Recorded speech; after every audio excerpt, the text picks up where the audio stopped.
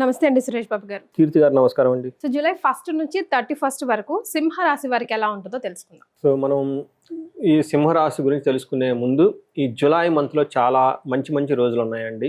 ఆధ్యాత్మికంగా తర్వాత ఎవరికైనా కనుక దోషాలు ఉంటే ఆ దోషాలు పోగొట్టుకోవడానికి ఈ జూలై మంత్లో మంచి మంచి రోజులు ఉన్నాయండి. అవి మనకి ఆషాఢ నవరాత్రులు, అది జూన్ 26 నుంచి స్టార్ట్ అయ్యి జూలై 4 వరకు ఉన్నాయండి. ఎవ్రీడే 8 o'clock తర్వాత ఒక్క హాఫ్ అన్ అవర్ ఈవినింగ్ అమ్మవారికి ధూపం వేసి ఒక సింపుల్గా పూజ చేసుకొని అమ్మవారి అష్టోత్తరం ఉంటుందండి, నెట్లో దొరుకుతుంది. ఇది కనుక చేసుకుంటే ఎవరెవరికి బాగుంటుందంటే, ఫస్ట్ ఎవరికైతే డైవర్స్లకు అప్లై చేసి వీళ్ళు ఇటు కాపురం చేసుకోక అటు డైవర్స్ తీసుకోకుండా మధ్యలో హ్యాంగ్ అయి ఉంటారండి చాలామంది.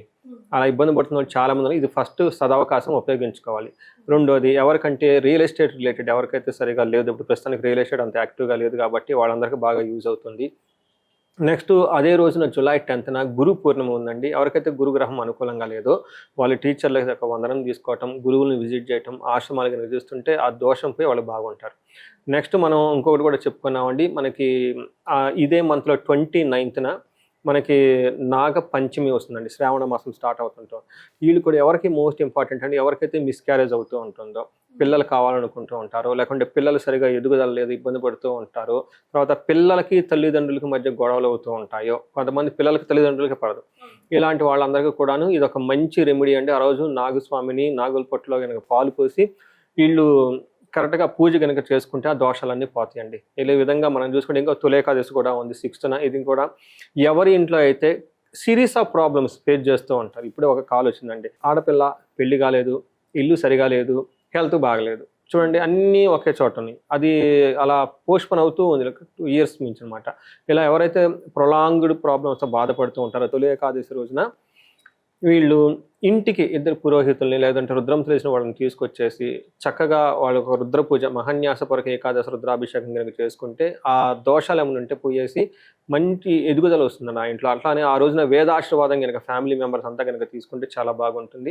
The simple, easy and powerful remedy అండి ఆ రోజు కనుక చేసుకుంటే. మరి సో ఇక ద్వాదశ రాశిలో భాగంగా సింహరాశి చూద్దామండి. తర్వాత మఖ 1, 2, 3, 4 పాదాలు, పొబ్బ 1, 2, 3, 4 పాదాలు, ఉత్తర ఫస్ట్ పాదం అంతా మనకి సింహరాశిలో ఉంటారు. పేరు బలం కనుక మనం చూసుకుంటే మా, మీ, ము, మే, మో, టా, టీ, టూ, టే, టోటల్గా మా, నా, టా నక్షరాలతో కనుక ఉంటే వీళ్ళకి సింహరాశి అవుతారండి. ఈ ఇక్కడ గ్రహాలు కనుక స్థితి కనుక మనం చూస్తుంటే సూర్యుడు కర్కాటక రాశిలో ఉన్నాడు, శుక్రుడు వృషభ రాశిలో ఉన్నారండి 29th వరకు. తర్వాత మిగతా యొక్క గ్రహాల స్థితి అంత ఎక్కువగా లేదండి, అవి నార్మల్గానే ఉన్నాయి. ఈ గ్రహస్థితిని బట్టి మనం చూసుకుంటే సూక్ష్మ గోచారం, లఘు గోచారం ప్రకారం చూస్తే వీళ్ళకి ఎలా ఉంటుందంటేనండి, 12th హౌస్లో ధనచ్ఛేదము అంటే జాబులకు కొంచెం ప్రాబ్లం అయ్యే అవకాశం ఎక్కువగా ఉంటుంది. సింహరాశి వాళ్ళు జూలై మంత్లో చాలా చాలా జాగ్రత్తగా ఉండాలి. ఎందుకంటే మేజర్ గ్రహాలు వీళ్ళకి అనుకూలంగా లేవు. ఒకటి, 12th హౌస్లో సూర్యుడు ఉండటంతో చాలామంది జాబులు కోల్పోయే అవకాశం ఎక్కువగా ఉంటుంది, లేదా ఉన్న పొజిషన్ పోయే అవకాశం ఎక్కువగా ఉంటుంది. రెండోది, ఇదే రాశిలో వీళ్ళకి కేతు విత్ మార్స్ కలిసి ఉన్నారండి. ఇది again it's not good combination అండి. సో మనం మండే నేషనల్ డెడ్లీ కాంబినేషన్ అంటాం అనమాట. ఇది ఈ ఫ్లైట్ యాక్సిడెంట్లు ఇవన్నీ జరగడానికి కారణం ఇదే. అయితే ఇండివిజువల్గా దాని యొక్క ఇంపాక్ట్ ఎక్కువగా ఉంటుంది. బట్ ఏమని చెప్తారంటే, దుష్ట గ్రహాలు జన్మస్థానంలో ఉంటే హెల్త్ కాంప్లికేషన్స్ వచ్చే అవకాశం ఎక్కువగా ఉంటుంది, కొంచెం జాగ్రత్తగా ఉండాలి. సింహరాశి వాళ్ళకి లాస్ట్ 1 year నుంచి అష్టగ్రహ కూటమని, తర్వాత ఎల్నాడ్స్ అని, రాహుకేజులకు అని చాలా ఇబ్బందులు పడుతూ ఉన్న రాశుల్లో ఈ రాశి ఒకటండి. కొంచెం జాగ్రత్తగా ఉండాలి. పర్టికులర్ హెల్త్ రిలేటెడ్ విషయాలు చాలా జాగ్రత్తగా ఉండాలి. తర్వాత వీళ్ళకి మార్స్, కుజుడు వచ్చేటప్పటికి ఫస్ట్ హౌస్లో, బుధుడు వల్ల పరాభావం జరిగే అవకాశాలు ఎక్కువగా ఉన్నాయి. ఇదంతా మనకి సూక్ష్మ గోచారం ద్వారా మనం తెలుసుకోవచ్చు. మనకి ఒక్కొక్క ప్లానెట్ కనుక చూసుకుంటే అందులో మేజర్గా సూర్యుడు వీళ్ళకి 12వ స్థానంలో ఉండటంతో మనకి ఏం చెప్తారంటే, చాలా మందికి జాబులు కోల్పోయే అవకాశం ఎక్కువగా ఉంది, కేర్ఫుల్గా ఉండాలి. లేదా ఉన్న దాంట్లోంచి ప్రమోషన్స్, అది కూడా డిమోషన్, మన ప్రమోషన్ అనకుండా జాబ్ ఉన్న స్థితి నుండి తగ్గిపోయే అవకాశం ఎక్కువగా ఉంటుంది. ఇది మనకి మహర్షుల సంస్కృతిలో ఏం చెప్తారంటేనండి, స్వస్థాన నాశనం చైవ బంధురోగ ధనవ్యహ ప్రాణ పర్యంతమాపత్తి అవమానం వ్యయే రఘు అని చెప్తారు. దీనికి కాంబినేషన్ సూర్యుడితో పాటు కుజుడు, రాహు కూడా సరిగా లేకపోవడంతో ఇవి ఇంటెన్సిటీ చాలా ఎక్కువగా ఉంటుంది. స్వస్థాన నాశనం చైవ అంటే వాళ్ళ ఉన్న పొజిషన్ నుంచి తగ్గిపోతారు, కోల్పోతారు. బంధువులతోటి రోగం అవుతుంది, వ్యయం విపరీతంగా రోగాల వల్ల ఖర్చులు అవుతూ ఉంటుంది. అంతేకాకుండా ప్రాణ పర్యంతం ఆపత్తి అంటే ప్రాణం పోయే అంతగా పరిస్థితులు వచ్చే అవకాశం ఎక్కువగా ఉంటుంది, అవమానం జరుగుతుంది సొసైటీలో. ఇది కొంచెం జాగ్రత్తగా పెట్టుకోవాలి. అయితే శత్రువులు వీళ్ళని ఏమీ చేయలేరు, ఒకవేళ రోగం వచ్చినా తగ్గిపోయే అవకాశం ఎక్కువగా ఉంటుంది. కుజుడు విత్ రాహుతో కలిసి ఉండటంతో అగైన్ ఇది మంచి కాంబినేషన్ కాదు. వీళ్ళకి ఏమని చెప్తారంటే, మన సంస్కృతంలో మహర్షులు ఏం చెప్తారంటే, జ్వరం ఖడ్గవ్రణం చైవ భార్య బంధు విరోధ కృత్ చంద్రరాశి గతే యక్ష రాక్షస పీడనం. దీనికి ఏం చెప్తారంటే, జ్వరం వస్తుందంట కత్తుల వల్ల, లేదంటే షార్ప్గా ఉండే వాటి వల్ల వీళ్ళకి గాయాలయ్యే అవకాశం ఉంటుంది, బ్లడ్ని కళ్ళ చూసుకునే అవకాశం ఎక్కువగా ఉంటుంది. అంతేకాకుండా బంధువులతో గొడవ. ఇవి కాకుండా యక్ష రాక్షస పీడలను ఉంటాయి. అంటే ఈ టైంలోనే వేరే వాళ్ళు ఏడుపులు కానివ్వండి, శాపనార్థాలు, లేదంటే స్పిరిట్లు, సెమీ స్పిరిట్లు ఇవన్నీ వచ్చేసి వీళ్ళ మీద అటాక్ అవుతాయి అనమాట. ఏమవుతుందంటే, కష్టాలన్నీ ఒకేసారి వస్తాయంటే ఏమంటారండి, మనిషి ఎప్పుడు వీక్ అవుతాడని చూసేసి నెగటివ్ ఫోర్సెస్ అని ఆ టైంలో అటాక్ అయిపోతుంది. సో వీళ్ళకి కొంచెం జాగ్రత్తగా ఉండాలి. ఒకటి, కత్తులు గాయాలు అయ్యే అవకాశం ఎక్కువగా ఉంటుంది. రెండోది, కడుపు నొప్పి కూడా విపరీతంగా వచ్చేసి స్టమక్ పెయిన్, చాలా ఇబ్బంది పడే అవకాశం ఎక్కువగా ఉందండి. సో శుక్రుడు వీళ్ళకి 10th హౌస్లో ఉండటంతో మళ్ళీ అగైన్ ఇది అంత మంచి పొజిషన్ కాదు. అంటే ఇప్పటిదాకా వీళ్ళు మంచిగా ఎవరైతే ఉండి సపోర్ట్ చేస్తున్నారో వాళ్ళు వీళ్ళ మీద సింహంలాగా తయారై ఎగబడే అవకాశం ఎక్కువగా ఉంటుంది. పర్టికులర్గా జెంట్స్ అయితే లేడీస్ ద్వారా, లేడీస్ అయితే జెంట్స్ ద్వారా వీళ్ళకి ఈ టైప్ సిచ్యువేషన్స్ వచ్చే అవకాశం ఎక్కువగా ఉంది. చాలా జాగ్రత్తగా ఉండటం ఎంతైనా అవసరము.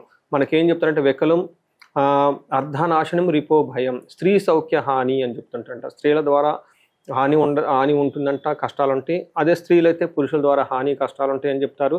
శత్రువుల భయం విపరీతంగా ఉంటుంది, ధనం కోల్పోతారు అని మనకు చెప్తారు.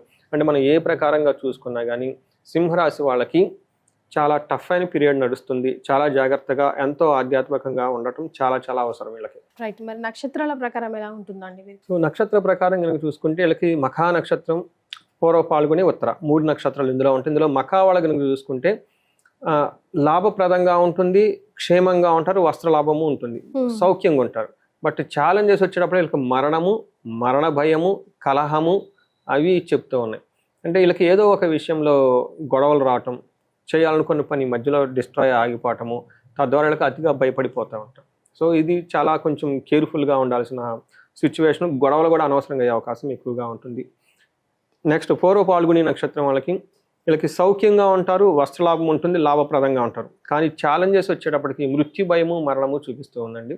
చాలా జాగ్రత్తగా ఉండాలి. అగైన్ ఉత్తర పాల్గొని నక్షత్రం వాళ్ళకి విదేశ గమనము, సౌఖ్యము, వస్త్రలాభము, లాభము చూపిస్తూ ఉంది. బట్ ఛాలెంజెస్ వచ్చేటప్పటికి అగైన్ దేహ పీడనము, మరణము చూపిస్తూ ఉంది.